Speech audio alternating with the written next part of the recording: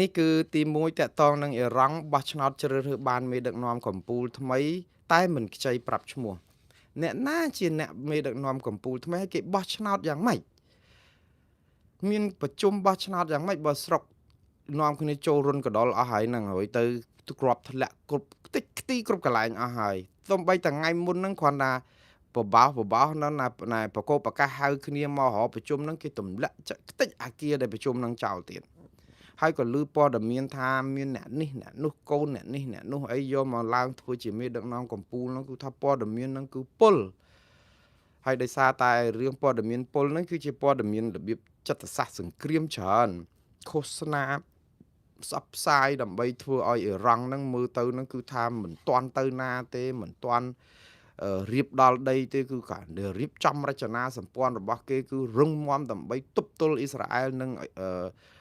អាមេរិកវិញអីឡាក់ហ្នឹងគឺបានដៃក្រុមឃោសនិករបស់គណៈបកប្រជាជនកម្ពុជានិងរដ្ឋាភិបាលកម្ពុជានឹងយកមកបំប៉ោងថែមទៅពលឹះថែមទៅថាអ៊ីរ៉ង់គេមិនចោះចាញ់អាមេរិកមិនចោះចាញ់អ៊ីស្រាអែលទេអីឡាក់ហើយអាមេរិកខ្ញុំខ្មែរយើងធ្វើនយោបាយហាក់បីដូចជាក្មេងបៀមដៃយើងខ្ញុំអត់យល់យើងនៅពេលដែលអាមេរិកកំពុងតែកាលពីមុនជេរអាមេរិកអូយជេររឿងអាមេរិកស្អីក៏ខុសស្អីទម្លាក់គ្រាប់បែកលើក្បាលខ្មែរអីលាក់អូយធ្វើទុកបុកម្នេញស្អីណាមកបច្ចេះបដៅខ្មែរចេះអីររឿងអាមេរិកទៅអែបចិនអោបអីចឹងទៅដល់ពេលឆ្លោះគ្នាជាមួយថៃងាកមកអាមេរិកពេកលោកត្រាំធ្វើស្អីក៏ត្រូវដែរពានរង្វាន់សន្តិភាព Nobel សន្តិភាពគួរតែបានអាមេរិកនឹងគឺជាអ្នកដែលប្រជាធិបតេយ្យជួយខ្មែរជួយអីចេះដល់ពេលឥឡូវអ៊ីរ៉ង់នឹងមានបញ្ហាអាមេរិកវាយអ៊ីរ៉ង់មកឆ្លោះគ្នាជាមួយអាមេរិកទៀតថាអាមេរិកនឹងស្អីណាបំពេញអីណាក្រុមឃោសនិកគេមិនជំហររដ្ឋាភិបាលទេឃោសនិកប៉ុន្តែឃោសនិកចេញទៅផ្លូវហ្នឹងហើយគឺរដ្ឋាភិបាលទៅផ្លូវហ្នឹងហើយព្រោះមីគាបកតែឃោសនិកគេចេញមកហ្នឹងគឺបរដ្ឋាភិបាលនេះហ្នឹងគេចេញសារអីស្អំឬក៏កោះប្រជុំផ្ទៃក្នុងអីកុំឲ្យជ្រួលជ្រាលជ្រួលច្បល់អីវាយប្រហារអាមេរិកប៉ុន្តែអត់ទេប្រឡែងតាមធម្មតាចាំមកន័យថានេះគឺជានិន្នាការមួយដែលនយោបាយភ្លើងច្បើងចឹងបានខ្ញុំប្រាប់ថាអាមេរិកគេស្គាល់កាយៅខ្មែរយើងច្បាស់ណាស់គឺយើងចង់បោកគេចង់ប្រើគេនឹងវាអត់បានប្រយោជន៍អីទេអញ្ចឹងបើខ្ញុំថាកុំទៅសង្ឃឹមបរទេសថាជួយខ្មែរអីបានមានតែខ្មែរជួយខ្លួនឯងទេយើងស្អប់អាមេរិកអែបចិនដល់តែពេលមានការវាន់ក្បិនទៅរកអាមេរិកមកជួយអាមេរិកក៏គេជួយរបៀបដូចខ្ញុំបានបញ្យល់ច្រើនសារអាមេរិកជួយខ្មែរគឺជួយនៅក្នុងន័យដូចម៉ែឪមើលឃើញកូនដូចថាទន្ទ្រាំជើងយំបុកក្បាលនៅអញ្ចឹងតាមពិតកូនឈឺក្បាលហើយប៉ុន្តែម៉ែឪហ្នឹងក៏ឈឺចិត្តបើបដ ாய் ឲ្យបោកក្បាលអញ្ចឹងពកដូចប៉ុនផ្លែកសាំងផ្លែសមទៅឬក៏ក្រក់ខ្ទាំគ្រាខួរក្បាលទៅជាកើតជាជំងឺពិការខួរក្បាលអីអ្នកណាមើលកូនម៉ែឪហ្នឹងក៏ខ្លាចពិបាកទៅទៀតអស់លុយអស់កាក់ច្រើនអញ្ចឹងក៏ទៅលួងអញ្ចឹងដែរប៉ុន្តែអត់ព្រមថែខ្លួនអត់ព្រមមើលខ្លួនធ្វើឲ្យល្អឲ្យម៉ែឪធូរចិត្តទេរកតែកន្លែងណាធ្វើស៊ីអារម្មណ៍របស់ម៉ែឪចឹងទៀតហ្នឹងគឺអ្វីដែលខ្មែរធ្វើទៅអែបចិនទៅធ្វើលេនឋានពលានយន្តហោះតារាសាគរឲ្យយន្តហោះបដិញចិនឬចម្បាំងអាចចោះចតបានដែលអត់ត្រូវការយន្តហោះតារាសាគរយើងត្រូវការអីយើងត្រូវការពលានយន្តហោះនៅតារាសាគរយកមកធ្វើអីនៅកំពង់សោមក៏មានពលានយន្តហោះថ្មីនៅសៀមរាបក៏មានពលានយន្តហោះថ្មីនៅកន្លែងស្អីទៅមកស្អីនៅកដាលស្ទឹងហ្នឹងពលានយន្តហោះដៃជោអីគេណានោះហ្នឹងក៏ទៅមានថ្មីរួយដីខ្មែរប្រប៉ិនសបកក្តាមបើថាពលានយន្តហោះដែលនៅក្បែរគ្នាហ្នឹងជិះហោះបើថាហោះចុះនៅកំពង់សោមបើចង់ហោះមកបំពេញតែ10 20នាទីហោះដល់ហើយហ្នឹងវាអត់មែនថាអូតើតែ10ម៉ោងបានទៅដល់ពលានយន្តហោះមួយវាអត់មានត្រូវការមានពលានយន្តហោះធំនៅតារាសាគរហ្នឹងដែលអាចដាក់យន្តហោះបដិញរបស់ថៃរបស់ចិនទៅបានអីអញ្ចឹងទៀតទេអញ្ចឹងគេសង្ស័យថាហ្នឹងធ្វើដើម្បីចិនតែយើងចេះថាអត់ទេដើម្បីគម្រោងអភិវឌ្ឍយើងធ្វើនៅពេលដែលមានតម្រូវការចាក់ស្ដែងពលានយន្តហោះយើងមានថ្មីទាំងអស់តែថែមថយមកអាពលានយន្តហោះពោធិ៍តុងលុបចោលទៅធ្វើអាថ្មីនៅក្បែរហ្នឹងតើពលានទាំងអស់ហ្នឹងសុទ្ធតែដាក់ប៊ូអ៊ីងដាក់អីបានទាំងអស់នៅកំពង់សោមក៏អញ្ចឹងសៀមរាបថ្មីក៏អញ្ចឹងទៅហេតុអីបានជាយើងគិតថាចាំបាច់ត្រូវតែមានយន្តហោះ ពលិយន្តហោះនៅឯតារាសាគរអាហ្នឹងដែលគេថាមកពីយើងលុះក្រោមឥទ្ធិពលចិនយកលុយគេមកធ្វើទៅចិនគេបន្លំអភិវឌ្ឍផងប៉ុន្តែក្នុងពេលជាមួយគ្នាគេធ្វើពលិយន្តហោះនឹងឲ្យធំមានពីរត់ដើម្បីអាចដាក់យន្តហោះបដិញរបស់ចិនក្នុងករណីដែលបើកម្ពុជាត្រូវការឲ្យចិនខ្ចីប្រើនៅពេលដែលមានសង្គ្រាមឆ្លោះគ្នារឿងកោះតៃវ៉ាន់រឿងអីទៅថ្ងៃអនាគតគឺខ្មែរអាចនឹងឲ្យចិនប្រើមូលដ្ឋានពលិយន្តហោះនឹងបានព្រោះអីលុយជំនួយរបស់គេហ្នឹងហើយចិនគេមានគោលដៅគេអញ្ចឹងយើងគិតថាជាអាការអភិវឌ្ឍល្អហើយនរណាក៏ចង់បានការអភិវឌ្ឍដែរប៉ុន្តែវាអត់ទាន់ត្រូវការចាំបាច់ហើយវាធ្វើឲ្យមានមន្ទិលហើយអញ្ចឹងគេចិត្តតែរឿងគេសង្ស័យគេអីទៅយើងទៅចោទប្រកាន់គេថាយើងស្ទះការអភិវឌ្ឍគ្មាននរណាគេទប់ការអភិវឌ្ឍរបស់ខ្មែរទេប៉ុន្តែយើងអត់បានអភិវឌ្ឍដោយលុយរបស់យើងទេលុយរបស់ចិនហើយជំនួយរបស់ចិនឬក៏ការដែលវិនិយោគរបស់ចិនវាមានមន្ទិលច្រើនណាស់នៅលើពិភពលោកនេះគឺវាមន្ទិលគេជួយយើងគេឈឺឆ្អាលខ្មែរយើង17លានអ្នកក្រោមការដឹកនាំរបស់រដ្ឋាភិបាលសពថ្ងៃគេថាយើងអត់ចេះសម្រេចអីខ្លួនឯងសម្រេចទៅក៏ប៉ុន្តែគេភ័យដូចខ្ញុំនិយាយចឹងកូនណានៅពេលដែលនានាលនៅក្នុងផឹកជាកូនរបស់យើងតាមចិត្តខឹងថាបដ ாய் មកខ្យល់ទៅព្រោះអីក្មេងខូចហើយដល់ពេលប្របាច់ក្នុងផុកទៅវាកើតរោគកើតស្អីទៅឈឺគ្រុនក្តៅទៅអ្នកណាយកទៅមើលម៉ែឪនឹងត្រូវដឹកទៅមើលព្រោះកូនហើយយើងទៅលេងអាលបែងមួយគឺអត់ព្រមដើរចេញពីអាផុកអត់ព្រមកំបុកក្បាលនៅអញ្ចឹងទេគឺយើងធ្វើឲ្យគេយើងធ្វើឲ្យទៅជាបន្ទុកយើងធ្វើឲ្យខ្លាចទៅជាជនរងគ្រោះហើយទាញការអាណិតអាសូរឈប់បានឈប់ទៅកុំធ្វើនយោបាយបែបហ្នឹងខ្មែរយើងត្រូវមានភាពរឹងមាំខ្លួនឯងធ្វើឲ្យយើងខ្លាចជាមនុស្សដែលគេខ្វះអត់បានជាងការធ្វើឲ្យមនុស្សគឺជាបន្ទុកប៉ុន្តែគេខ្វះយើងអត់បានដែរដោយសារតែដើរចោលគាត់ទៅវាអត់ស្រួលទេវាប៉ះពាល់សិលធម៌សេចក្តីថ្លៃថ្នូរព្រោះមកមួយគ្នាទៅមួយគ្នាបើកូនចៅជួយមើលជួយអីតែយើងនៅធ្វើឲ្យជាបន្ទុកហើយអញ្ចឹង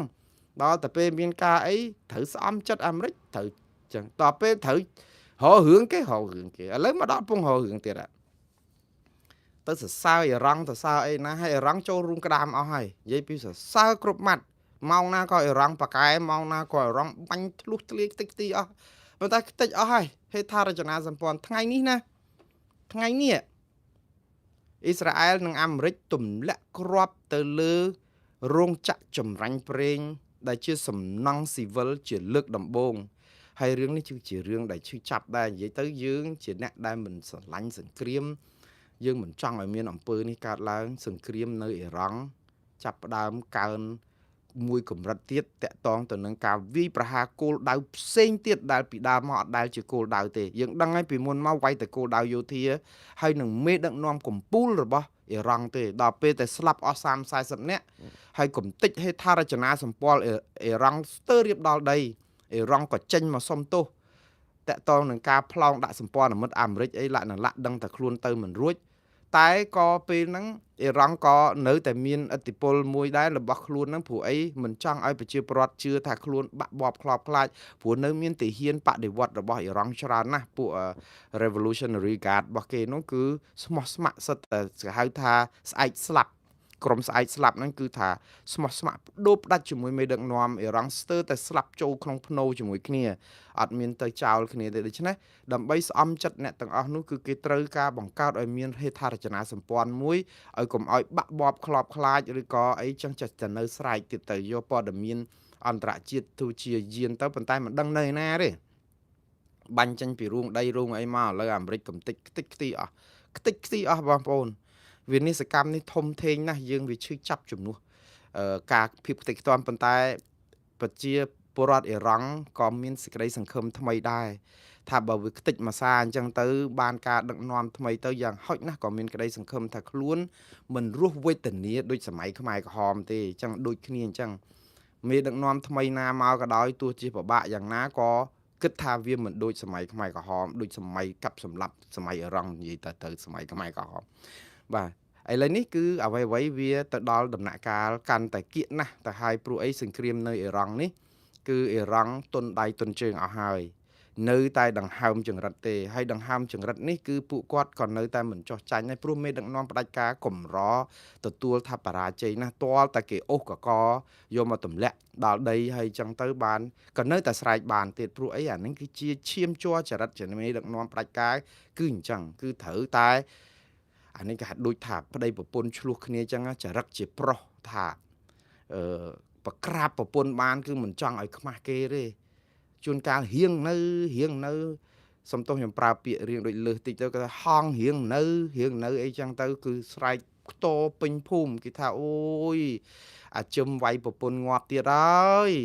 អីអញ្ចឹងទៅឃើញវាយស្រែកហើយចឹងអ្នកស្រុកអីទៅជក់នាំគ្នាឡើងទៅជួយខ្លាច់ប្តីវាយប្រពន្ធទៅមើលប្រពន្ធអង្គុយលើកកជន់កកជាប់នៅស្រែក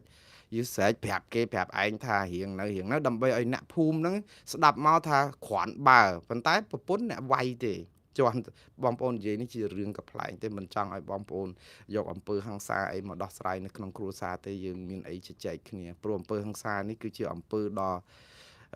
ថោកទាបបំផុតដែលយើងប្រព្រឹត្តទៅអ្នកណាក៏ដោយទៅប្រពន្ធទៅកូនទៅក្រុមគ្រួសារអីក៏ដោយគឺជាអំពើអសិលធម៌គ្មានសេចក្តីថ្លៃថ្នូរមនុស្សណាក៏ដោយឲ្យតែលើកដៃវាយប្រពន្ធវាយកូនឬក៏ធ្វើអំពើហិង្សានៅក្នុងគ្រួសារដោយប្រការណាមួយគឺយើងបាត់សិលធម៌ជាមនុស្សហើយព្រោះគេមិនអាចអប់រំសំបីតែសัตว์ក៏គេចេះបលែងចេះអោបចេះថើបពំកូនពំអីថែថំថែថ្នាក់ថ្នមមិនប្រើសម្បញ្ញៈវិចារណញ្ញាណឬក៏កតិបណ្ឌិតអីផងប្រើតែសភាវគតិផងសัตว์គេអាចធ្វើបានល្អថែទាំកូនចៅគេបានល្អណាស់តែយើងប្តីប្រពន្ធប្តីស្អីអីហ្នឹងរឿងអីដែលយើងត្រូវឆ្លោះគ្នាត្រូវវាយគ្នាត្រូវទាត់ធាក់ធ្វើបាបធ្វើទុកបុកម្នេញអីបើអស់និស័យនឹងគ្នាដោះលែងគេទៅដោះលែងគ្នាទៅឲ្យមានការរស់នៅមួយដោយជីវិតមានសេរីភាពគុំទៅហួងហែងព្រោះយើងទៅធ្វើបាបបែបនេះខ្ញុំឃើញមានអំពើហិង្សាគ្រួសារច្រើនណាស់ប៉ុន្តែខ្ញុំពិតជាស្អប់ខ្ពើមបំផុតអំពើហិង្សាហើយស្អប់ខ្ពើមបំផុតនៅពេលដែលឮសូរបរោះណាវាយធ្វើបាបប្រពន្ធកូនវាយធ្វើអីនេះគឺជាអំពើមួយលាមកតែម្ដងខ្ញុំគិតថាជាអំពើមិនថ្លៃថ្នូរទេបងប្អូនតែយ៉ាងណាខ្ញុំនេះគ្រាន់តែជាឧទាហរណ៍អញ្ចឹងវិលមកវិញអ៊ីរ៉ង់គឺចូលដល់ដំណាក់កាលបរាជ័យធ្ងន់ធ្ងរហើយនៅតែប្រឹងបង្ហាញប្រាប់សាធារណជនឬក៏ប្រជាជនថាខ្លួនឯងថាអត់អីទេក្រោកទៀតនេះជាភាពក្លាហានរឹងប៉ឹងល្អហើយជាវីរៈភាពព្រោះមេដឹកនាំប្រទេស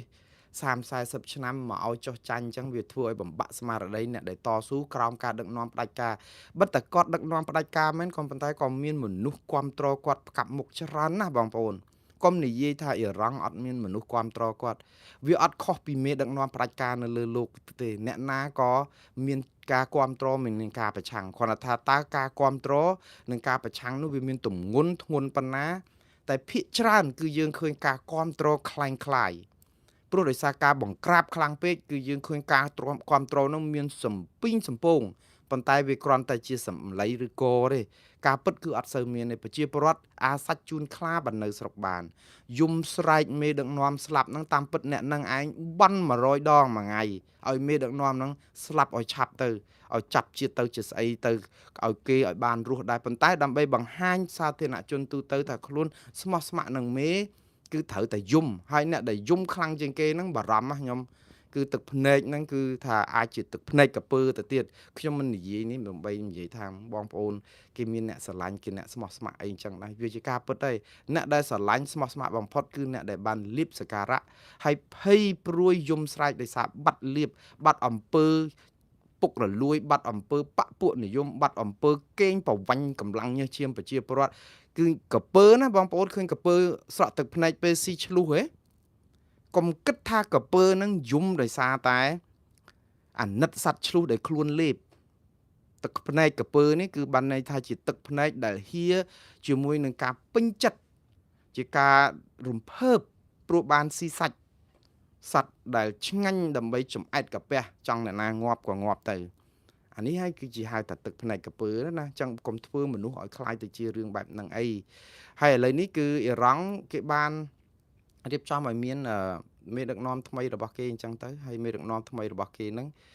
អត់ប្រាប់ឈ្មោះទេបងប្អូន ហើយដើម្បីរើសមេដឹកនាំថ្មីរបស់អ៊ីរ៉ង់បាននេះតើគេធ្វើយ៉ាងម៉េចគឺជាទូទៅគឺគេមានមហាសន្និបាតឬក៏សន្និបាតរបស់គេហើយសន្និបាតរបស់គេគឺសន្និបាតមិនមែនប្រជាពលរដ្ឋអ្នករើសមេដឹកនាំទេគឺសន្និបាតអ្នកជំនាញក្នុងជួរមន្ត្រីជាន់ខ្ពស់មានបបជិតមានអីចឹងទៅហើយគេទៅជុំគ្នាចឹងទៅបើប្រទេសអត់មានបាញ់គ្នាអញ្ចឹងទៅគឺរៀបចំផ្សាយតាមទូរទស្សន៍កកឹកក្រែងអញ្ចឹងទៅគឺថាមើលទៅ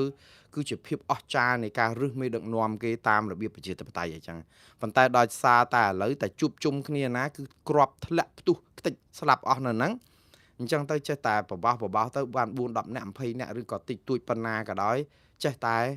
រឹសទៅដើម្បីអីជំនួសលោកអាលីហាមេនេដែលអាមេរិកនិងអ៊ីស្រាអែលទម្លាក់គ្រាប់ស្លាប់ជុំគ្នាជាមួយមេដឹកនាំអ៊ីរ៉ង់ប្រហែលជា40នាក់កាលពីថ្ងៃ28ខែកុម្ភៈកន្លងទៅនេះដូច្នេះឮដំណឹងថាតើអ្នកណាជាមេដឹកនាំថ្មីហ្នឹងហើយគេរើសមិនចឹងម្ដងទៀតបងប្អូនម្សិលមិញពេលដែលខ្ញុំផ្សាយថាប្រធានាធិបតីអ៊ីរ៉ង់មកសុំទោសប្រទេសសម្ព័ន្ធមិត្តថាអ៊ីរ៉ង់លែងផ្លោងដាក់ហើយដោយសារតែខ្លួនឯងហ្នឹងក៏ទ្រាំខ្លួនហើយបងប្អូនសួរហើយចុះឃើញថាមេដឹកនាំអ៊ីរ៉ង់ស្លាប់បាត់ទៅហើយរួចទៅមិនបានមានប្រធានាធិបតីអ៊ីរ៉ង់ឯណាទៀតហើយនេះគឺជាប្រព័ន្ធដឹកនាំរដ្ឋដ៏ស្មុគស្មាញមួយនៅអ៊ីរ៉ង់អញ្ចឹងហើយបើបងប្អូនសួរសំណួរហ្នឹងខ្ញុំក៏សូមបញ្យល់បន្តិចដែរអ៊ីរ៉ង់មានប្រព័ន្ធដឹកនាំរដ្ឋបែបរញ៉េរញ៉ៃស្មុគស្មាញបន្តិចដោយសារអីប្រព័ន្ធដឹកនាំអ៊ីរ៉ង់គឺប្រព័ន្ធដឹកនាំបែបគេហៅថាមេដឹកនាំកម្ពុជាបែបសាសនាដែលរើសដោយក្រុមអ្នកជំនាញគេហៅក្រុមអ្នកជំនាញគេនោះគេហៅអ្នកជំនាញសាសនាអ្នកជំនាញសង្គមអីផ្សេងអីហ្នឹងមិនមែនជាអ្នកដែលជាប់ឆ្នោតដោយការបោះឆ្នោតដោយសេរីត្រឹមត្រូវនឹងយុត្តិធម៌ទេក៏ប៉ុន្តែនៅក្នុងពេលដែលរដ្ឋាភិបាលនឹងកំពុងតែដើរដោយមេដឹកនាំសាសនាហើយមេដឹកនាំសាសនាកម្ពុជាហ្នឹងគឺលោកអាយ៉ាតូឡាឈ្មោះអាលីហាមេនេហ្នឹងដែលកាន់អំណាច36 37ឆ្នាំមកហើយជាមេដឹកនាំសាសនាតើដូចគ្រូចៅអធិការឬគ្រូសក្កិចឬក៏អ្នកព្រានប្រដៅសាសនាអីអញ្ចឹងណាដោយសារតែគាត់មានឥទ្ធិពលខ្លាំងគឺគាត់ត្រូវខ្លាយទៅជាមេដឹកនាំកម្ពុជាអំណាចនៅពេញដៃទាំងអស់ប៉ុន្តែដើម្បីឲ្យរដ្ឋាភិបាលនេះស្របចាប់គេមានប្រព័ន្ធក្រុមប្រឹក្សារដ្ឋមន្ត្រីដឹកនាំនយោបាយរបស់គេមួយគឺមាននាយករដ្ឋមន្ត្រីដែរតែនាយករដ្ឋមន្ត្រីហ្នឹងទីងមុងសុទ្ធសាធអត់មានអំណាចអីទេនិយាយទៅគឺអំណាចបានទៅលើលោកអាលីហាមេនេនេះដែលជាមេដឹកនាំសាសនានេះហើយរដ្ឋាភិបាលដែលជាមានប្រធានាធិបតីអីហ្នឹងគ្រាន់តែឲ្យជាស្រមោលមួយគ្រាន់តែមាននាមទេអាហ្នឹងគឺជារបៀបដឹកនាំរដ្ឋរបស់អ៊ីរ៉ង់កន្លងមកអញ្ចឹងហើយបានថាពេលដែលស្លាប់លោកអាលីហាមេនេហ្នឹងគឺជាការស្លាប់មេដឹកនាំកម្ពុជាហើយអង្គការចាត់តាំងរបស់គាត់មន្ត្រីគាត់30-40នាក់ហ្នឹងគឺស្លាប់ទៅជាមួយគ្នាហ្នឹងគឺស្លាប់អស់ហើយចោះសួរថាចោះបើសិនជាប្រធានាធិបតីអ៊ីរ៉ង់ហ្នឹងហេតុអីបានជាមិនមានឥទ្ធិពលព្រោះយើងគេអត់ធ្វើឲ្យគាត់មានឥទ្ធិពលវាគ្រាន់តែ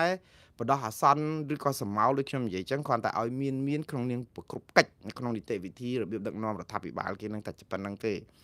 ដល់អញ្ចឹងទៅនៅពេលដែលគាត់ឡើងមកថ្លែងសារវាគ្រាន់តែជាការថ្លែងសារមួយក៏មិនមានទម្ងន់អីប្រមាណដែរព្រោះទម្ងន់របស់គាត់នេះមិនអាចគ្របដណ្ដប់ទៅដល់ក្រមរដ្ឋាភិបាលនេះអាចគ្រប់គ្រងក្រមគេហៅទាហានបដិវត្តរបស់លោកអាលីហាមេនេនេះទេអញ្ចឹងទៅគាត់និយាយមកហ្នឹងគាត់ថាជាការស្អំចិត្តមួយកុំឲ្យសង្គ្រាមហ្នឹងវាធ្ងន់ពេកប្រទេសសម្ព័ន្ធមិត្តហ្នឹងបាញ់ស្រោចមកអ៊ីរ៉ង់ខ្លាំងពេកដោយសារអ៊ីរ៉ង់បាញ់ដាក់វាអាចជួយទប់ស្កាត់កុំឲ្យទ្រូមខ្លាំងពេកប៉ុន្តែ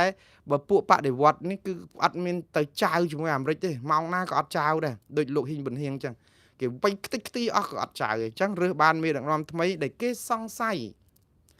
ព្រោះក៏អត់ចាក់នៅក្នុងក្រុមអ្នកជំនាញគេដែលរើសពីម្សិលមិញនេះរើសបានមេដឹកនាំថ្មីហ្នឹងខ្វែងយោបល់គ្នាទៀតមន្ត្រីហ្នឹងគឺអ្នកក្រុមខ្លះទៅថាប្រាប់ឈ្មោះទៅកុំខ្លាចអ្នកខ្លះថាអត់ទេលាក់ខ្លាចស្លាប់ទៀតដល់អញ្ចឹងទៅវាសំបីតែនៅក្នុងឃើញអ៊ីរ៉ង់ខ្លួនឯងក៏បាក់ស្បាតមិនហ៊ានប្រាប់ឈ្មោះដែរព្រោះអីតាហ៊ានតែដៅឈ្មោះភ្លាមដឹងភ្លាមគឺអ្នកនោះឯងត្រូវអាមេរិកនិងអ៊ីស្រាអែលតាមសម្លាប់ព្រោះអី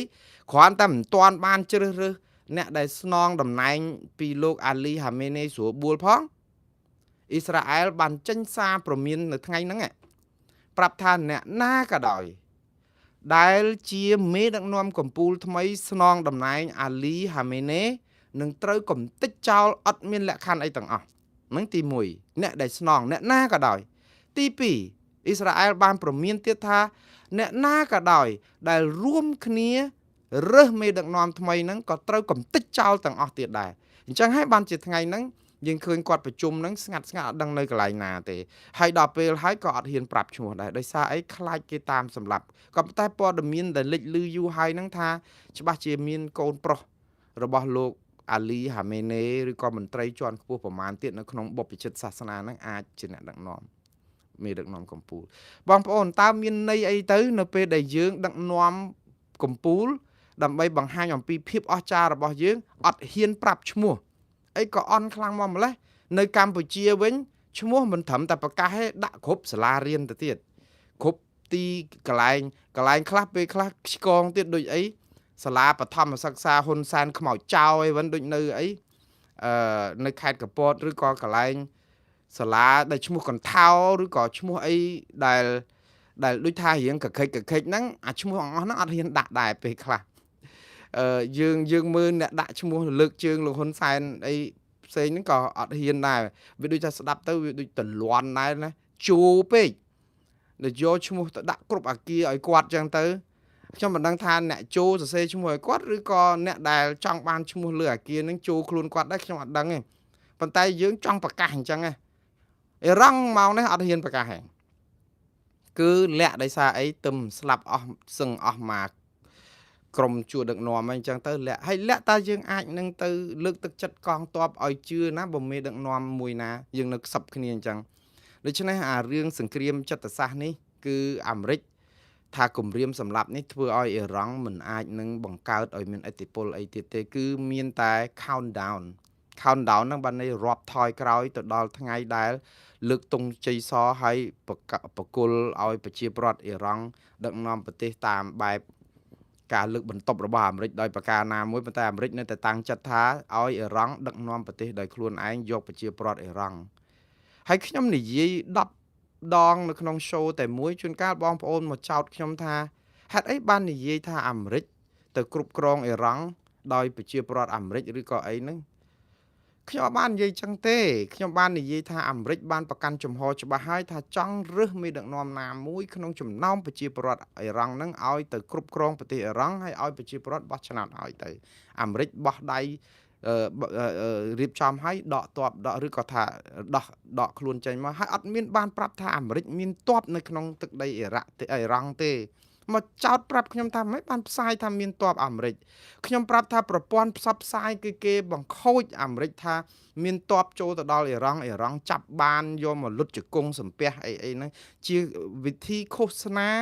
ដើម្បីបោកបញ្ឆោតប្រជាពលរដ្ឋឲ្យជឿថាទាហានអ៊ីរ៉ង់ចាប់បានទាហានអាមេរិកទាំងទាហានអាមេរិកអត់ទាន់បានបញ្ជូនទ័ពថ្មើរជើងទៅប្រទេសអ៊ីរ៉ង់សូម្បីតែមួយម្នាក់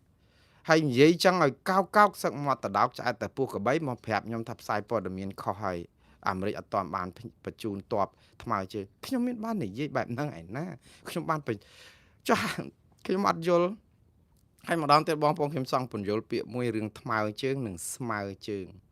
ខ្ញុំឮបងប្អូននិយាយគ្រប់គ្នាដូចជាប្រើពាក្យនេះច្បោកច្បល់មែនតើទ័ពមិនមែនស្មើជើងទេបងប្អូនមិនមែនដើរស្មើជើងគ្នាដូចយើងហាត់ឬក៏គេហៅព្យុហយាត្រាធ្វើសម្ពយុទ្ធយោធាអីដែលឃើញទាហានខ្នើប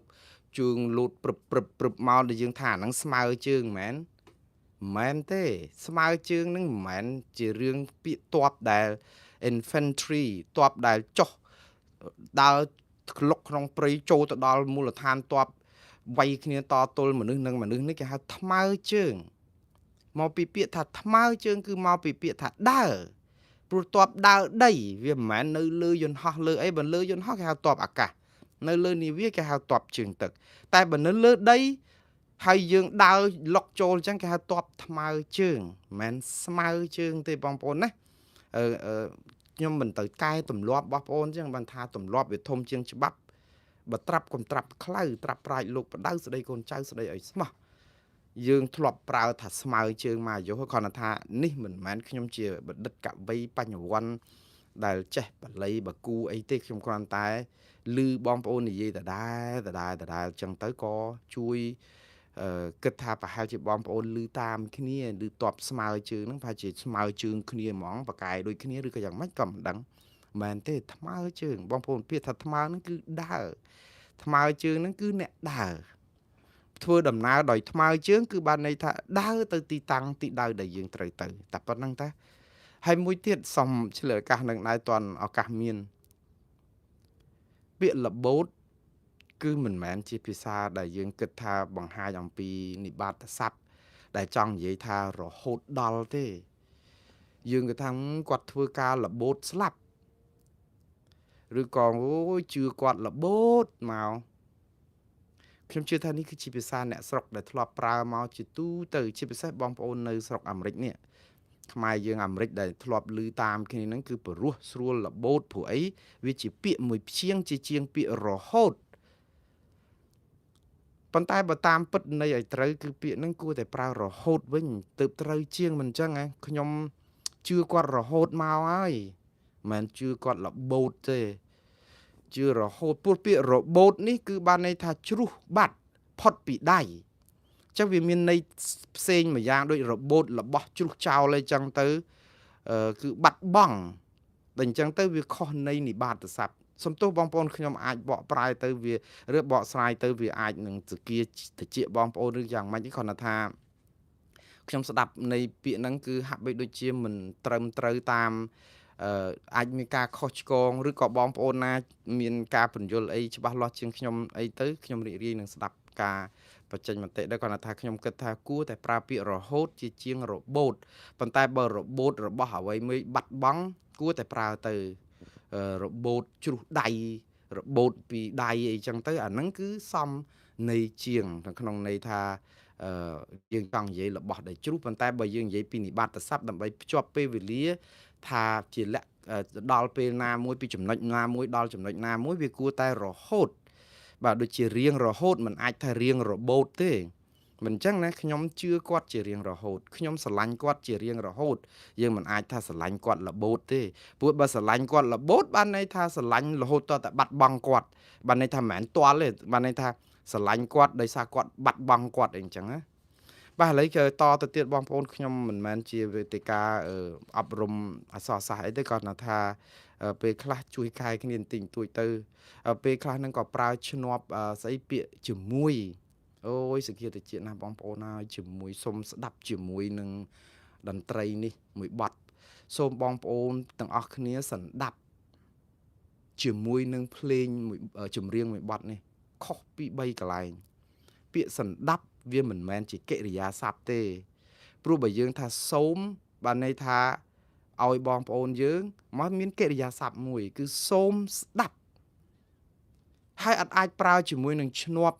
និបាតស័ព្ទជាមួយនឹងបទទេព្រោះពាក្យជាមួយបានន័យថាគឺយើងអមដំណើរទៅជាមួយគ្នាគឺយើងមិនមែនបានន័យថាសូមស្ដាប់សូមបងប្អូនសន្ដាប់ជាមួយបទចម្រៀងនេះវាអត់អាចទៅអញ្ចឹងទេសូមបងប្អូនស្ដាប់បទចម្រៀងព្រោះអីកិរិយាសព្ទរបស់ខ្មែរគឺពាក្យថាស្ដាប់គឺជាកិរិយាសព្ទត្រូវការកម្មបទនៃការដែលស្ដាប់អី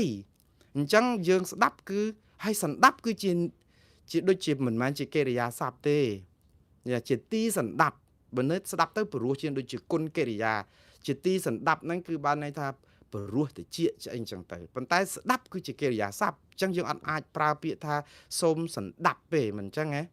អញ្ចឹងទៅក៏យើងប្រើពាក្យថាហើយកុំប្រើពាក្យជាមួយសូមស្ដាប់ជាមួយបទចម្រៀងអត់កើតទេបានន័យថាយើងអត់ស្ដាប់បទចម្រៀងហ្នឹងឯងគឺយើងអង្គេងយើងនឹងបទចម្រៀងហ្នឹងស្ដាប់បទចម្រៀងហ្នឹងជាមួយគ្នាទៅទៀតវាទៅជាអមនឹងអញ្ចឹងយើងមិនមែនស្ដាប់បទចម្រៀងទេព្រោះយើងប្រើពាក្យថាសូមស្ដាប់ជាមួយសូមរីករាយទស្សនាជាមួយបទចម្រៀងនេះឬក៏អីអត់ត្រូវទេគឺយើងសូមរីករាយទស្សនាបទហ្នឹងតែម្ដងឬក៏ការច្រៀងឬក៏សូមរីករាយទស្សនាតារារូបនេះដែលនឹងឡើងច្រៀងបទនេះប្រពាក្យប្រើជាមួយអញ្ចឹងគឺវាអត់ត្រូវទេព្រោះអីដូចខ្ញុំនិយាយចឹងជាមួយនោះគឺអមទៅជាមួយគ្នាគឺបានន័យថាទាំងបទចម្រៀងទាំងយើងនាំគ្នាស្ដាប់ ណាវាមិនមែនយើងស្ដាប់ចម្រៀងយើងជាមួយនឹងចម្រៀងហ្នឹងស្ដាប់រួមគ្នាតែចម្រៀងអត់ចេះស្ដាប់ទេយើងមនុស្សបានស្ដាប់ចម្រៀងក្នុងន័យអញ្ចឹងណាបងប្អូនតែប៉ុណ្្នឹងឯងវែងមែនតើណា sorry សំទោសឥឡូវបន្តទៀតបងប្អូនអ៊ីរ៉ង់អត់តន់ចប់ទេឥឡូវខ្ញុំកែពីអ៊ីរ៉ង់មកស្រុកខ្មែរបន្តិចអញ្ចឹងបានន័យថាមេដឹកនាំអ៊ីរ៉ង់ហ្នឹងគឺយើងអត់តន់ដឹងទេពួកគាត់ខ្លាចអត់ហ៊ានប្រកាសអញ្ចឹងបានន័យថាបង្ហាញថារបបអ៊ីរ៉ង់នេះគឺឈានដល់ដំណាក់កាលចុងក្រោយសូម្បីតែមេតបកម្ពុជារបស់ខ្លួនក៏អត់ហ៊ានប្រកាសដែរតែការអត់ហ៊ានប្រកាសនេះគឺគេអាចជាចិត្តសាស្ត្រមួយចង់រក្សាជីវិតរបស់គាត់ប៉ុន្តែជាការបង្ហាញពីបរាជ័យមួយថារបបដឹកនាំអ៊ីរ៉ង់នេះដែលក្លាហានហ៊ានចង់កំទេចអាមេរិកគ្រប់នីតិមកដល់ម៉ោងនេះសូម្បីតែមេដឹកនាំរបស់ខ្លួនក៏អត់ហ៊ានប្រកាសដែរអញ្ចឹងបានន័យថាបើខ្លួនក្លាហានខ្លួនហ៊ានប្រកាសហើយមិនអញ្ចឹងតែបើប្រកាសគឺស្លាប់អានេះហើយគឺជារឿងមួយដែលជាភាពបរាជ័យមួយដែលយើងគិតថាពេលវេលាកាន់តែគៀកទៅចុងបញ្ចប់នៃសមរភូមិហើយខ្ញុំវិលមកខ្មែរបន្តិចដើម្បីខ្ញុំវិលចូលមកអ៊ីរ៉ង់វិញខ្មែរយើងគឺមានរឿង3ដែលខ្ញុំចង់ជម្រាបបងប្អូនហើយម្សិលមិញខ្ញុំជពាក់បងប្អូនច្រើនដោយសារតែរវល់តែផ្អែមបន្លែពេកទៅភ្លេចតាក់ស៊ីបងប្អូនតាក់ស៊ីខ្មែរដែលតំណាងឲ្យអ្នករត់តាក់ស៊ីដែលគាត់លើកឡើងអំពីកង្វល់របស់គាត់តាមបណ្ដាញសង្គម Facebook ហើយមានបងប្អូនចែកផ្សាយមកឲ្យខ្ញុំជួយផ្សព្វផ្សាយបន្តផងបងប្អូនខ្ញុំផ្សព្វផ្សាយព័ត៌មានពីរឿងតាក់ស៊ីនេះអត់មានចេតនាដើម្បីធ្វើឲ្យប្អូនម្នាក់ដែលជាអ្នកថ្លែងសារនៅក្នុងវីដេអូនោះនឹងជាប់ទោសជាប់អីទេខ្ញុំនិយាយនេះគឺជាធម្មទានសុទ្ធសាធខ្ញុំចង់រកយុត្តិធម៌ផ្សព្វផ្សាយឲ្យបងប្អូនទៅក្រែងអាជ្ញាធរគេបកស្រាយយ៉ាងម៉េចគេដោះស្រាយជូនបងប្អូនអត់មានថាំងផ្សាយទៅធ្វើឲ្យបងប្អូនជាប់គុកជាប់ច្បាប់ខ្ញុំឃើញបងប្អូននោះបានលើកឡើងឲ្យថាបានសម្រាប់ចិត្តរួចទៅហើយថាវីដេអូនេះនឹងធ្វើឲ្យបងប្អូនជាប់គុកដែរព្រោះអីហ៊ានតតាំងនឹងអាជ្ញាធរតាក់ទងនឹងការជំរិតទារប្រាក់ពីអ្នករត់តាក់ស៊ីរហូតដល់ទៅ $10,000 ទៅ $20,000 នៅពេលដែលអាជ្ញាធរចាប់បានដឹងថាតាក់ស៊ីហ្នឹងរត់ដឹកជនជាតិចិនដែលជាក្រុមឆបោកអនឡាញបងប្អូនបើយើងស្ដាប់ទៅមួយផ្លេតណាគឺយើងច្បាស់ជាគិតថាត្រូវគេចាប់គាត់ត្រូវហើយព្រោះឲ្យទៅដឹកពួកឆបោកអនឡាញអីអញ្ចឹងគេយកមកធ្វើទុកបុកម្នេញត្រូវហើយគេកំពុងតែយុទ្ធនាការប្រយុទ្ធប្រឆាំងនឹងការឆបោកអនឡាញរដ្ឋាភិបាលឃើញទៅតាមខ្ទេចខ្ទីអស់ហើយគ្រប់កន្លែង200កន្លែងទីតាំងអីហ្នឹងថាបិទទៅឬក៏បង្ក្រាបអីអញ្ចឹងហើយដល់ពេលមកប្រសាចរត់ទៅមកឡើងតាក់ស៊ីជិះចុះឡើងចល័តអីអញ្ចឹងទៅអត់ជួយគ្នាអ្នករត់តាក់ស៊ីនឹងអត់ជួយគ្នាអត់ជួយចាប់ចិនហ្នឹងឲ្យអាជ្ញាធរផងដែលជាក្រុមឆបោកអនឡាញអញ្ចឹងគេពិន័យ$10,000 $20,000សមមុខ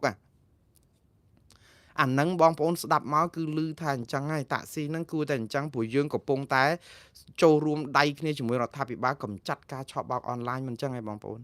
ក៏ប៉ុន្តែបើយើងនិយាយឲ្យជាក់ស្ដែងដើម្បីផ្ដល់ភាពយុត្តិធម៌បើព័ត៌មាននេះជាព័ត៌មានពិតហើយខ្ញុំជឿថាព័ត៌មាននេះបើទោះបីជាមិនទាន់មានពីប៉ូលីសពីក្រសួងមហាផ្ទៃបកស្រាយយ៉ាងណាក៏ដោយខ្ញុំជឿថា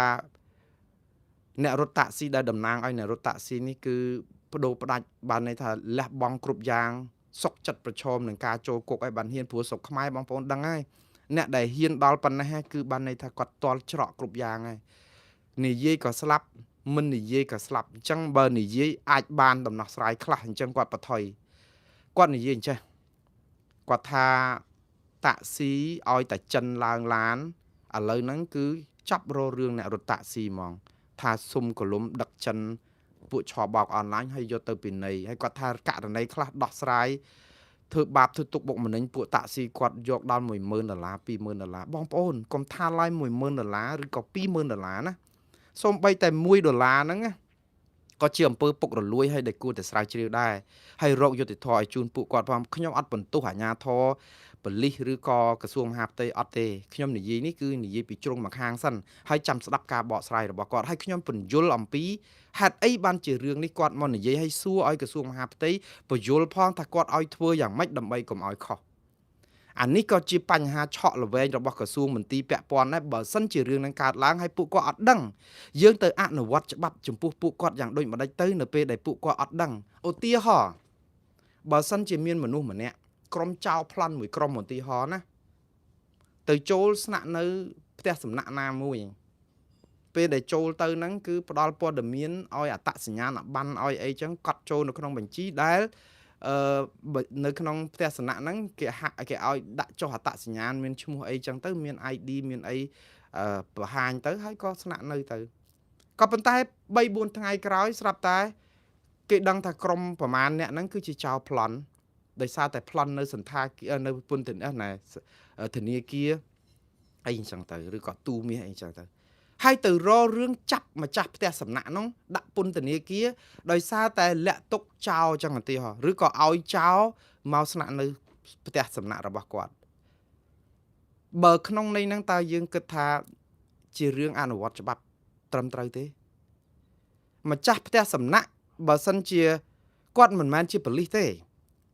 គាត់អនុវត្តគោលការណ៍មួយគឺយកអត្តសញ្ញាណប័ណ្ណរបស់ភ្ញៀវហើយបើភ្ញៀវក៏ហក់ឧទាហរណ៍អត្តសញ្ញាណប័ណ្ណហ្នឹងកែថាវាជា fake คล้ายៗក៏គាត់អត់មានអីត្រូវដឹងផ្ទៀងផ្ទាត់ទេព្រោះគាត់អត់មានទិន្នន័យរបស់ប៉ូលីសទេគឺគ្រាន់តែធ្វើប៉ុណ្ណឹងហើយបើឲ្យរដ្ឋបិទអញ្ចឹងទៀតមនុស្សភ្ញៀវអត់មកដេកនៅផ្ទះសំណាក់ឬក៏ស្នាក់អាស្រ័យនៅផ្ទះសំណាក់របស់គាត់ដាច់អាជីពនឹងទៅទៀត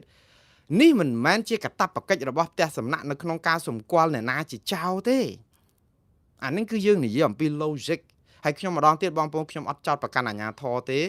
ខ្ញុំជឿថាតិចទៀតគាត់បកស្រាយគ្រាន់តែខ្ញុំនិយាយអំពីភាពសមហេតុសមផល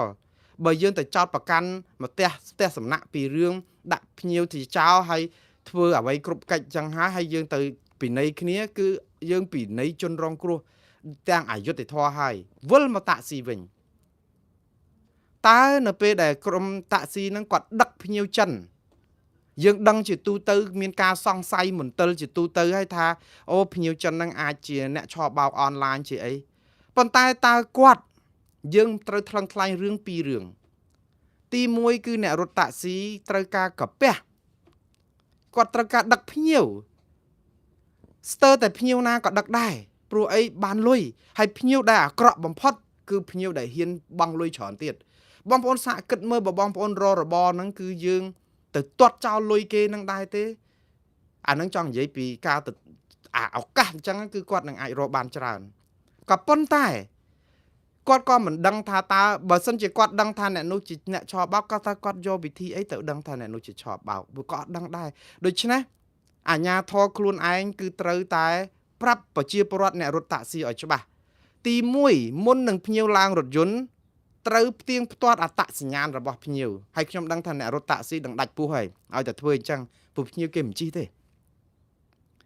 ផ្ទៀងផ្ទាត់អត្តសញ្ញាណរាយការណ៍ប្រាប់ប៉ូលីសផងថាអ្នកនោះឯងមានការសង្ស័យឧទាហរណ៍នៅស្រុកអាមេរិកនេះគឺគេធ្វើដូច្នេះដោយសារមានច្បាប់មួយគេហៅថាយើងជាបុគ្គលរាយការណ៍ជនជាតិអាមេរិកទាំងអស់ជាប់កាតព្វកិច្ចច្បាប់មួយគឺជាបុគ្គលរាយការណ៍មានបទល្មើសអីត្រូវតែរាយការណ៍បើអត់រាយការណ៍គឺយើងខុសច្បាប់អានឹងគឺជាការកំណត់នៃករណីយកិច្ចកាតព្វកិច្ចរបស់ប្រជាពលរដ្ឋអាមេរិកប៉ុន្តែរឿងនេះមិនកើតឡើងនៅស្រុកខ្មែរទេព្រោះអត់មានច្បាប់ណាចែងថាបុគ្គលខ្មែរគ្រប់រូបត្រូវតែជាបុគ្គលរាយការណ៍ទេហើយបើមិនរាយការណ៍ហ្នឹងក៏មិនខុសអីដែរដូច្នេះតាក់ស៊ីក៏អត់មានកំហុសទេបើសិនជាគាត់ឡើងមកបើភ្ញៀវគេថាដឹកពីចំណុចកដល់ចំណុចខឲ្យ$100បើភ្ញៀវទៅលួចប្លន់គេលើកលែងតែគាត់ចូលរួមនៅក្នុងសកម្មភាពហ្នឹងភ្ញៀវចូលមកក្នុងឡានគាត់ប្រាប់ថាណែខ្ញុំគឺជាក្រុមឆបោកអនឡាញខ្ញុំបញ្ញាប់ទៅកន្លែងនេះបន្តិចដឹកខ្ញុំទៅ2ម៉ោងរួចទេដើម្បីរត់គេចពីប៉ូលីសហើយខ្ញុំឲ្យ$500ជាការពិតអ្នករត់តាក់ស៊ីលឺសូរតែ$500ក៏យកដែរដឹងថាគាត់ឆបោកអីយើងអត់ដឹងទេចាំឲ្យប៉ូលីសចាត់ការទៅបើទេហៅប៉ូលីសបើច្បាប់អត់មានកំណត់ឲ្យគាត់ទេខ្ញុំជឿថាគាត់នឹងលុះក្រំអធិពលយកលុយសិនដែរព្រោះអីបើគិតតែរាយការណ៍ឲ្យប៉ូលីសលើកលែងតែប៉ូលីសប្រាប់គាត់ថាបើដឹងអញ្ចឹងមានព័ត៌មានក្នុងដៃរាយការណ៍ប្រាប់ប៉ូលីសឲ្យជារង្វាន់អានឹងគាត់អាចធ្វើព្រោះវាបានជួយប៉ូលីសតែនេះអត់មានព័ត៌មានអីសោះហើយទៅដឹកភ្ញៀវទៅថាភ្ញៀវនឹងជាជនឆបោកត្រូវពិន័យអ្នករត់តាក់ស៊ីថាសុំកលុំហើយត្រូវពិន័យរហូតដល់$10,000ខ្ញុំជឿថាអាជ្ញាធរបើមិនបកស្រាយចំណុចនេះទេខ្ញុំជឿថាប្រជាពលរដ្ឋនឹងមានការសង្ស័យនឹងអំពើពុករលួយនឹងការប្រព្រឹត្តខុសច្បាប់របស់អាជ្ញាធរធ្វើឲ្យប្រជាពលរដ្ឋថ្នាក់ខ្ញុំថានេះគឺជាវិញ្ញាសាសម្រាប់អាជ្ញាធរពាក់ព័ន្ធបកស្រាយហើយខ្ញុំរីករាយនឹងយកមកផ្សាយនៅពេលដែលអាជ្ញាធរបកស្រាយនេះគឺជាអ្វីដែលខ្ញុំចង់លើកឡើងពីបញ្ហារឿងតាក់ស៊ី ខ្ញុំឮរឿងនេះមួយខ្ញុំថាចោះច្បាប់យើងអញ្ចឹងយើងអត់ប្រាប់ប្រជាពលរដ្ឋអំពីគោលការណ៍អីផងគ្នាអត់ដឹងថាត្រូវអនុវត្តយ៉ាងម៉េចផងឲ្យតែឡើងចាប់ឲ្យតែមានបញ្ហាទៅលួសសិតតែរាប់ម៉ឺនដុល្លារគាត់ខ្ចីធនាគារខ្ចីអីចឹងចពាក់វគ្គវិនទៅតើវេទនាយ៉ាងម៉េចតើរឿងហ្នឹងហេតុអីបានជាមកដល់ម៉ោងហ្នឹងយើងអត់អាចតំណែងចុះក្រសួងមន្ទីរទាំងអស់ហ្នឹងយើងអត់អាចប្រាប់បញ្យលអប់រំតាមអនឡាញតាមវិទ្យុទូរទស្សន៍ឲ្យប្រជាពលរដ្ឋយល់អំពីការជួយចូលរួមកម្ចាត់ឆបោកអនឡាញហ្នឹងហេតុអីបានជាមកមានរឿងហ្នឹងអញ្ចឹងកើតឡើងអញ្ចឹងអាហ្នឹងខ្ញុំទុកឲ្យប៉ូលីសគាត់អ្នកដោះស្រាយដូចខ្ញុំជម្រាបអញ្ចឹងនេះគឺគ្រាន់តែជាការផ្សាយមួយជ្រុងពីអ្នកដែលគ្នាមានបញ្ហាទេហើយចាំមើលអាជ្ញាធរដោះស្រាយបកស្រាយយ៉ាងម៉េចឥឡូវខ្ញុំនិយាយអំពីបញ្ហាប្រេងសាំងម្ដងយើងដឹងហើយថាបញ្ហាប្រេងសាំងនៅលើពិភពលោកឡើងទាំងអស់ហើយនេះនៅអាមេរិកនេះដែលមានប្រេងខ្លួនឯងបូមបានក៏ឡើងដែរដោយសារអីអាបញ្ហាអ៊ីរ៉ង់នៅក្នុងច្រកដែលដឹកប្រេងហ្នឹងគឺមានការរាំងស្ទះមានអីចឹងទៅវាធម្មតាតែមានសង្គ្រាមប៉ះពាល់រឿងអ្នកខួងប្រេងកាតអីហ្នឹងវាប៉ះពាល់ដោយយថាហេតុអត់មានជៀសផុតទេអាមេរិកនេះគឺប្រេងសាំងនៅក្នុងទីក្រុង Lowell ទីក្រុង Long Beach នេះខ្ញុំចាក់ម្សិលមិញគឺ1ហ្គាឡុនគឺ4លីត្រកាលពីមុនចាក់តែ$3.90 $3.60 សេនទេប្រហែលជា3-4អាទិត្យមុនម្សិលមិញខ្ញុំទៅចាក់គឺឡើងដល់$4.69 សេនចឹងបានន័យថាឡើង1ហ្គាឡុនជាង$1ក្នុងរយៈពេលប្រហែលថ្ងៃនេះនៅ Los Angeles គឺមួយថ្ងៃឡើងដល់ទៅ20 សេននៅក្នុងប្រេងដែលឡើងលឿនណាស់ព្រោះជាទូទៅគេមិនអោយឡើងមួយថ្ងៃឡើងភ្លាមអញ្ចឹងទេប៉ុន្តែធ្វើម៉េចឥឡូវអាហ្នឹងវាមានផលប៉ះពាល់ឥឡូវងាកមកប្រទេសកម្ពុជាវិញដែលយើងគ្មានប្រេងស្តុកទុកច្រើនទេរដ្ឋមន្ត្រីក្រសួងធម្មពលអីថាអាចត្រឹម21ថ្ងៃអីមានប៉ុន្តែលើសពីហ្នឹងចប់ហើយប៉ុន្តែឮសូរលោកហ៊ុនម៉ាណែតម្សិលមិញម្សិលមួយថ្ងៃអំពាវនាវសូមឲ្យការ៉ាសាំងកុំតម្លើងថ្លៃប្រេងខ្ញុំជឿថារដ្ឋាភិបាលធ្វើរឿងត្រឹមត្រូវអំពាវនាវឲ្យការ៉ាសាំងកុំដំឡើងថ្លៃប្រេងប៉ុន្តែរឿងមួយថាតើរដ្ឋាភិបាលមានលុយប្រមាណ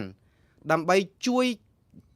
បង់លុយថ្លៃដែលឡើងឲ្យក្រុមហ៊ុនប្រេងកាតទាំងនោះដើម្បីទប់កុំឲ្យប្រជាពលរដ្ឋទិញប្រេងថ្លៃឧទាហរណ៍ប្រេង1លីត្រនៅស្រុកខ្មែរថាលក់4000ចុះខ្ញុំអត់ដឹងប្រមាណនេះសំទោសថា4000រៀលអញ្ចឹងបើសិនជាម្ចាស់ការ៉ាសថាឡើងដល់5000រៀលរដ្ឋាភិបាលត្រូវទម្លាក់លុយ1000រៀលដើម្បីឲ្យទៅម្ចាស់ការ៉ាសហ្នឹងថាសាំងនេះអ្នកអាចលក់តែ4000រៀលបានហើយឬក៏បានន័យថា1000រៀលទៀតអ្នកឯងគឺជាតម្លៃដែលរដ្ឋចេញឲ្យខាតដើម្បីឲ្យប្រជាពលរដ្ឋទិញសាំងបាននៅក្នុងតម្លៃ4000រៀលដដែលតែរដ្ឋគ្មានលុយធ្វើដូច្នេះទេព្រោះរដ្ឋយើងក្រជាការពិតរដ្ឋណាដែលគេអាចមានទុនបំរុងបែបនេះដើម្បីជួយផាត់អាការខូចខាតជួយដល់ប្រជាពលរដ្ឋតម្លៃប្រេងនេះវានឹងនៅដដែលប៉ុន្តែរដ្ឋធ្ងន់កតែប៉ុណ្្នឹងឯងប៉ុន្តែរដ្ឋអត់លុយចឹងរដ្ឋអំពាវនាវលោកហ៊ុនម៉ាណែតអង្វរម្ចាស់ការ៉ាសាំងកុំយកថ្លៃសាំងខ្ពស់ជាងធម្មតាអីយើងអាចទៅអង្វរអញ្ចឹងបានទេព្រោះម្ចាស់ការ៉ាសាំងអ្នកអុកញ៉ាមហាមន្ត្រីដែលលក់សាំងសុទ្ធតែក្រុមអស់លោកដែលក្នុងគណៈបកប្រជាជនហ្នឹងទេសុទ្ធតែក្រុមអស់លោកទេមានភិហ៊ុនមានអីអញ្ចឹងទេដូច្នេះវាគ្រាន់តែជាសារលួងចិត្តប្រជាពលរដ្ឋតែអត់មានប្រសិទ្ធភាពទេប្រសិទ្ធភាពគឺតម្លាក់លុយដើម្បីទប់តែយើងអត់ដែលត្រៀមខ្លួនតម្លាក់លុយហ្នឹងទេមិនបាច់ឆ្ងល់ទេដូច្នេះការអំពាវនាវរបស់លោកហ៊ុនម៉ាណែតអាចមានប្រសិទ្ធភាពប៉ុន្តែជាកំបិតមុខពីរគឺបានន័យថាវាប៉ះពាល់ទៅទៀតឧទាហរណ៍ឥឡូវនេះគឺសាំងបងប្អូនប្រជាពលរដ្ឋនៅមូលដ្ឋានប្រាប់ខ្ញុំថាគេអត់ឡើងថ្លៃទេបងមើលទៅសាំងដូចជាតម្លៃរៀងថេដែរក៏ប៉ុន្តែលីត្រចាក់អត់គ្រប់ទេនេះរឿងនេះគឺជាការឆោបបោកជាអំពើពុករលួយមួយដែលគួរតែស្រាវជ្រាវជាបន្ទាន់ហើយខ្ញុំម្ដងទៀតអត់ចោតប្រកាន់អាជ្ញាធរឬក៏អត់ចោតប្រកាន់ម្ចាស់ការ៉ាសាំងណាទាំងអស់តែត្រូវធ្វើតេស្តខ្លួនឯងទៅបងប្អូនមកប្រាប់ខ្ញុំថាចាក់2លីត្រកុងទ័រពីមុនគឺ2លីត្រពេញឥឡូវនេះលុយដដែលឧទាហរណ៍ថា2លីត្រពីមុន8000រៀលឥឡូវ2លីត្របង់8000រៀលដដែលប៉ុន្តែសាំងបានប្រហែលជា1លីត្រកន្លះអីតែប៉ុណ្្នឹងឯងអានេះគឺគាត់ខ្វល់ខ្ញុំម្ដងទៀតបងប្អូនអត់ចោតប្រកាន់ទេប៉ុន្តែជាសំណូមពរផ្ញើមកផ្ទុះ Facebook របស់ខ្ញុំឲ្យថាជួយផ្សព្វផ្សាយផងបងព្រោះអីចាក់សាំងចាក់អីហ្នឹងគឺអត់ទេមើលទៅមានអារម្មណ៍ថាចាក់អត់បានគ្រប់សាំងចាំមិនន័យថាគេលួចលីត្រគេមិនដំឡើងថ្លៃប៉ុន្តែគេលួចលីត្រចឹងបានន័យថាម៉េចវាដូចតែគ្នាហ្នឹងបើយើងចាក់8000បាន2លីត្រឥឡូវយើងចាក់8000បានតែ1លីត្រកន្លះចឹងបានន័យថាសាំង1លីត្រឡើងដល់ទៅ5000រៀលហើយ តែគេមិនអោយឃើញថាឡើងទេវាអាក្រក់មើលអញ្ចឹងលួចលីតវិញនេះជាអំពើមិនសុចរិតទេបើសិនជាកើតឡើងបងប្អូនខ្ញុំគិតថាបងប្អូននៅការ៉ាសាំងមិនធ្វើអំពើថោកទាបបែបនេះទេបើថាឡើងទៅធ្វើម៉េចបើវាត្រូវឡើង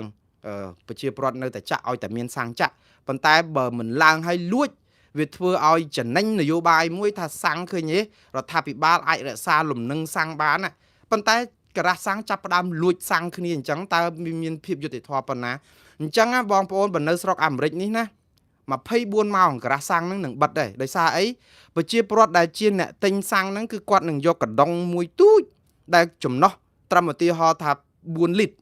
គឺយកទៅទិញហើយបាញ់សាំងចូល4លីត្រហ្នឹងចុច4លីត្រអញ្ចឹង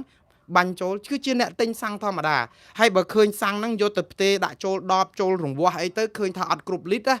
គឺដឹងតែបាត់ហើយការ៉ាសាំងហ្នឹងព្រោះគេនឹងតវ៉ាប្តឹងដល់តុលាការទៀតពីរឿងយើងឆោបោកអញ្ចឹងប៉ុន្តែស្រុកខ្មែរខ្ញុំអត់ដឹងថាគេអាចធ្វើអញ្ចឹងបានផងឬក៏យ៉ាងម៉េចទេព្រោះអាចនឹងអាស្រ័យទៅលើតែប្រជាពលរដ្ឋធ្វើខ្លួនឯងគេថាញុះញង់គេថាអីហ្នឹងចាប់ដាក់គុកទៀតប៉ុន្តែនៅនេះគេមានក្រុមការពារសិទ្ធិរបស់អតិថិជនអញ្ចឹងក្រុមហ្នឹងខ្លាំងណាស់អត់បានទេប៉ះពាល់អត់បានទេឯករាជ្យអាហ្នឹងហើយដែលជួយដល់អតិថិជនតែស្រុកយើងគឺបើមិនស្ងាត់លួចអញ្ចឹងទៅឲ្យគេទៅមើលទៅហើយចាំមើលតែពេលលឺអញ្ចឹងចាប់ផ្ដើមសេរីកុងទ័រឲ្យត្រូវវិញអីអញ្ចឹងទៀតទៅដល់ទៅមើលគេថាចេះតែថាសាំងគេគ្រប់វិញហើយអញ្ចឹងអាហ្នឹងបើបានគ្រប់វិញលួចសេរីលួចអីវិញក៏ដែរព្រោះបានប្រយោជន៍ដល់ប្រជាពលរដ្ឋតែរឿងនេះវាអាចនឹងកាត់ឡើងណាបងប្អូនអញ្ចឹងបងប្អូនត្រូវធ្វើខ្លួនឯងយកកដុងទៅទិញសាំងជាជាងចាក់ចូលក្នុងស្តែនយើងតែម្ដងព្រោះយើងអត់ដឹងវាស់កាលដែលយើងចាំកុងទ័រហ្នឹងជួនកាលវាលើសខ្វះគ្នាបន្តិចបន្តួចវាអត់សុក្រិត 100% ទេតែបើបងប្អូនយកពីដុងដែលមានចំណុះ5លីត្រឧទាហរណ៍ហើយទៅទិញសាំង5លីត្រហើយទៅទិញមើលថាចាក់បានប្រមាណលីត្រអាហ្នឹងបងប្អូនអាចធ្វើជាចៅក្រមអ្នកសម្រេចក្តីខ្លួនឯងហើយប៉ុន្តែវាអកុសលអញ្ចេះទៀតវាមានព័ត៌មានមកដែលបងប្អូនឃើញផ្សព្វផ្សាយតាមបណ្ដាញសង្គម Facebook ហើយបងប្អូន share មកនៅឯខេត្តមួយនៅឯជាប់ព្រំដែនទិញមួយសុទ្ធអត់ឲ្យយកកដុងទៅចាក់ទៀត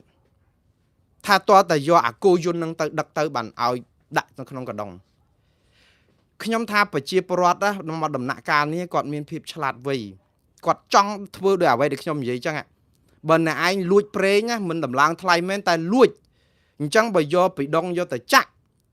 យើងយកពីដុងមកយើងដឹង30លីត្រមួយកានហ្នឹងតើវាបាន25លីត្រឬមិនលុយអត់ឡើងមែនប៉ុន្តែលួចប្រេងមួយសុទ្ធអីចឹងឥឡូវមានការ៉ាសាំងមួយចំនួនដែលបងប្អូនផ្សាយមកលក់ប្រេងមួយសុទ្ធអត់លក់ឲ្យទេតើតែដឹកអាគោយន្តហ្នឹងប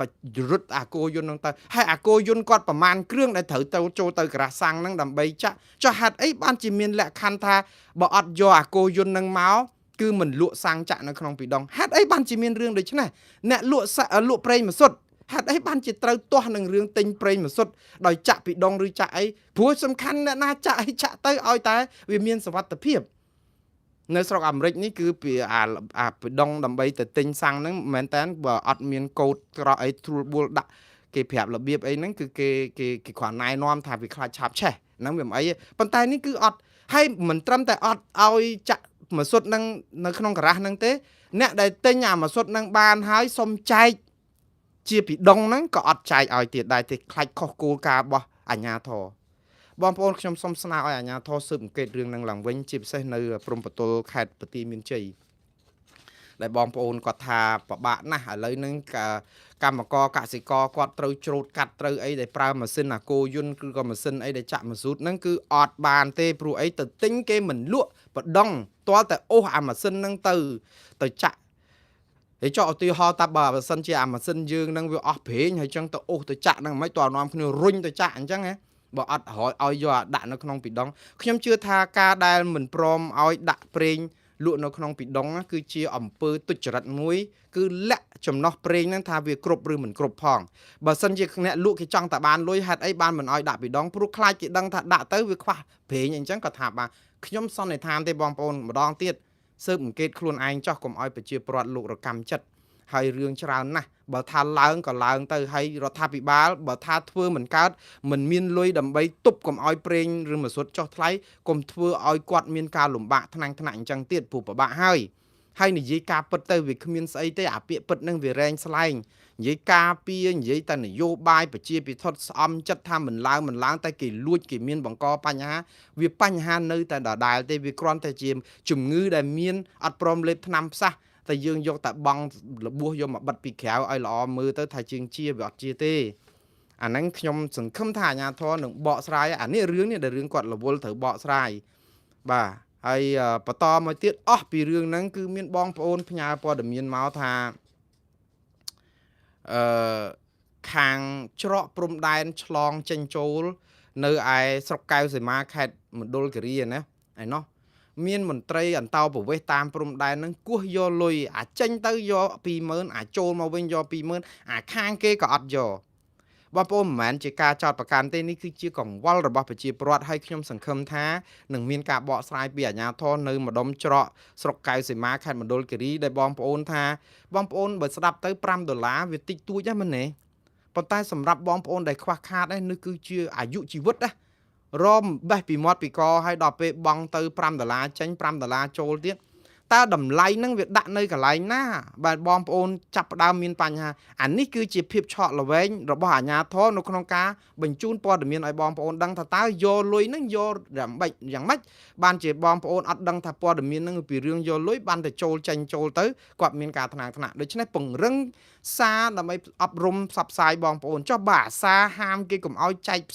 ផ្សាយអីតាម Facebook ចាប់នេះដាក់គុកដាក់អីហ្នឹងសារសំលេងហ្នឹងម្ដងបែកធ្លីម្ដងអីហ្នឹងក៏ចេញអីក៏ប្រសពមកម៉េះចុះអាព័ត៌មានអីអញ្ចឹងអារឿងសាំងមិនគ្រប់លីត្រអារឿងតាក់ស៊ីដែល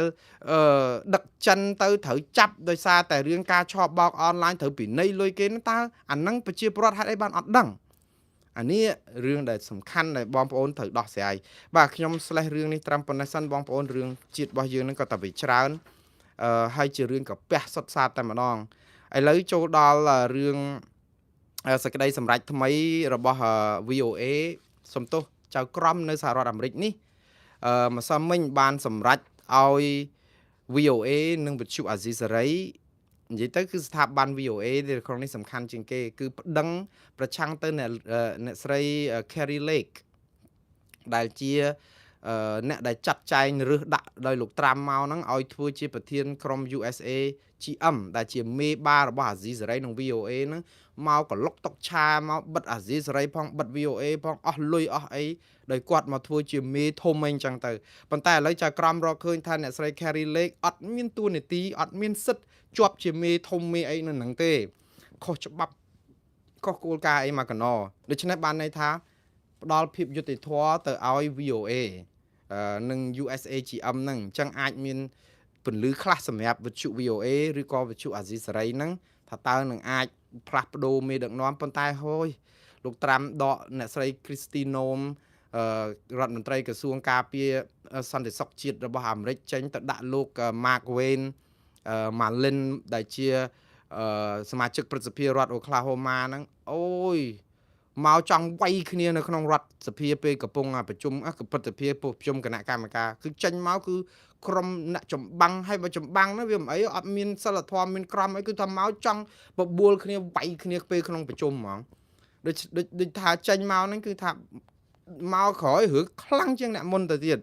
ឥឡូវនេះបើដូរអ្នកស្រី Carrie Lake ហ្នឹងមិនដឹងថា VOA និងអាស៊ីសេរីមានសង្ឃឹមអីយ៉ាងណាតែកន្លងមកនេះគឺមានការប្រសើរច្រើនហើយដោយអាស៊ីសេរីអីឥឡូវនេះគឺមានបុគ្គលិកចូលធ្វើការតិចតួចបំផុតអាចនឹងធ្វើឲ្យ website ឬក៏គេហទំព័រអី Facebook អីហ្នឹងមានដំណើរការឡើងវិញខ្លះហើយតែគ្រាន់តែផ្សាយទាំងស្រុងវិញហ្នឹងមិនដឹងឆ្នាំណាទេព្រោះអីបើលោកត្រាំនៅកាន់អំណាចរឿងនេះរៀងពិបាកបន្តិចបាទប្រកបចូលចិត្តអាព័ត៌មានណានិយាយរឿងពិតទេតោះ Fox News អីវ៉ាន់ដែលនិយាយជួយការពារដោយ Fresh News ស្រុកខ្មែរហ្នឹងបានរីកស្គុះស្គាយបានលុយច្រើនបើថានិយាយការពិតអីពីរឿងគាត់ធ្វើអីមិនត្រូវបំផ្លាញចោលតតែខ្ទេចបាទឥឡូវនេះអស់ពីរឿងហ្នឹងខ្ញុំនិយាយអំពីតកតងនឹងរុស្ស៊ី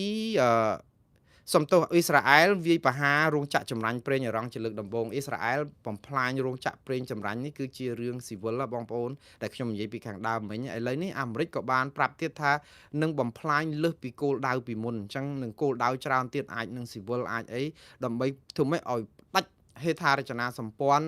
ឬក៏អង្គការចាត់តាំងរបស់អ៊ីរ៉ង់ហ្នឹងឲ្យចុះចេញមកសារភាពបើមិនសារភាពទេគឺវាយឲ្យខ្ទេចម៉ត់ដូចអាចទីទុយចឹងហ្មងរឿងនេះក៏មើលទៅគឺសន្ធប់អញ្ចឹងដែរហើយជាមួយគ្នាហ្នឹងគឺខាងលោកត្រាំបែរទៅជាឌឺដងឡងសម្ដីឲ្យនាយករដ្ឋមន្ត្រីប្រទេសអង់គ្លេសឯណោះទៅវិញដែលប្រាប់ថាឥឡូវនេះគឺគេត្រៀមនឹងបញ្ជូនយន្តហោះបណ្ដេញអីដើម្បីមកជួយអាមេរិកលោកត្រាំជាជាងការអបអរសាទរអង់គ្លេសបែរទៅជាចំអកថាបានហើយ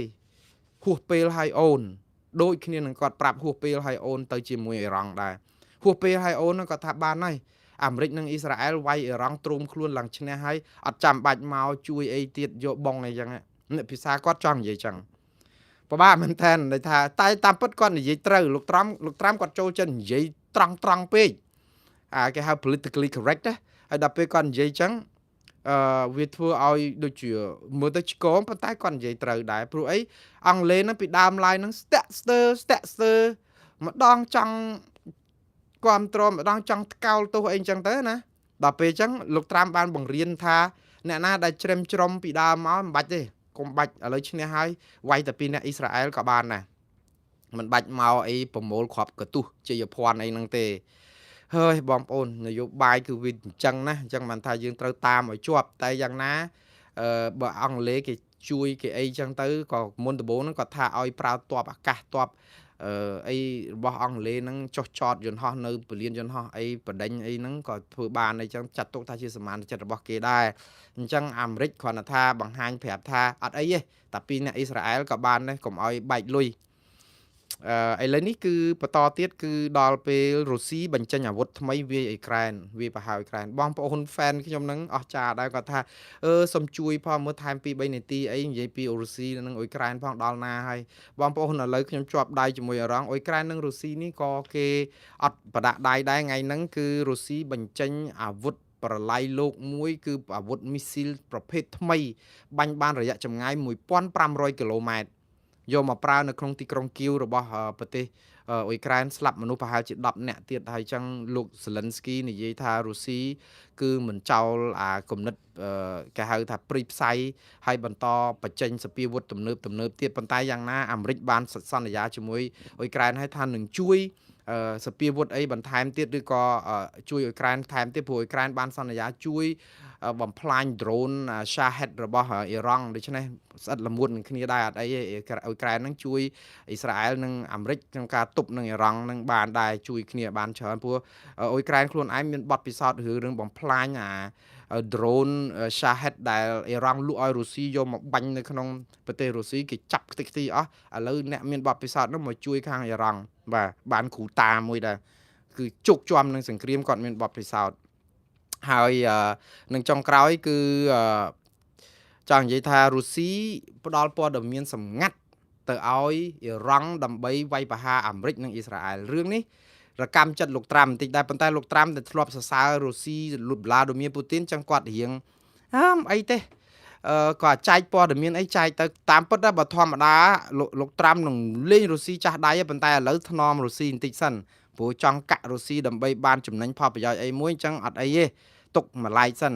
រុស្ស៊ីគេថាព័ត៌មានពីរឿងផ្ដាល់ព័ត៌មានសម្ងាត់អីទៅឲ្យក្រុមណែពួកអ៊ីរ៉ង់ដើម្បីវាយប្រហារទីតាំងរបស់អ៊ីស្រាអែលនិងរុស្ស៊ីទ័ពអ៊ីស្រាអែលរុស្ស៊ីហ្នឹងលោកត្រាំគាត់ថាអត់អីទេបើរុស្ស៊ីប្រកែផ្ដាល់ព័ត៌មានសម្ងាត់ហ្នឹងមិនមែនអាមេរិកអាចវាយអ៊ីរ៉ង់ឡើងខ្ទេចម៉ត់ទេដូច្នេះបានន័យថាអាព័ត៌មានសម្ងាត់ហ្នឹងអត់ប្រកែអីហ្មងដែរទេនឹងលោកត្រាំគាត់និយាយរបៀបលួងចិត្តខ្លួនឯងដែរប៉ុន្តែខ្ញុំជឿថាពេលហ្នឹងលោកត្រាំក៏គុំរុស្ស៊ីហ្នឹងដែរថាពងពិបាកហ្នឹងហើយមកនៅចែកព័ត៌មានឲ្យអ៊ីរ៉ង់ទៀតយើងចាំមើលតទៅទៀតបងប្អូនឥឡូវនេះខ្ញុំslash រឿងហ្នឹងត្រាំប៉ុណ្ណឹងយប់ជ្រៅណាស់ដែរហើយបងប្អូនមិនជ្រៅខ្លាំងពេកទេព្រោះឥឡូវទៅតែម៉ោង11ជាងនៅសុខណាប្រហែលជិត10បងប្អូនព្រោះអីឥឡូវខ្ញុំ8:37ប្រហែលន័យថាដូរ10ជាងហើយសុំទោស9ជាងហើយនៅស្រុកខ្មែរមិន10យប់ពេកទេកុំឲ្យជ្រៅពេកដូច្នេះខ្ញុំសូមslashការផ្សាយរបស់ខ្ញុំប៉ុណ្ណេះព្រោះអីវាត្រូវនឹងម៉ោងធម្មតានៃការបញ្ចប់ការផ្សាយរបស់ខ្ញុំផងរាត្រីសួស្តីបងប្អូននៅប្រទេសកម្ពុជាអរុនសួស្តីបងប្អូននៅឡុងប៊ិចរីករាយថ្ងៃចុងសប្តាហ៍បាទបងប្អូនប្រាប់ខ្ញុំថា10កន្លះ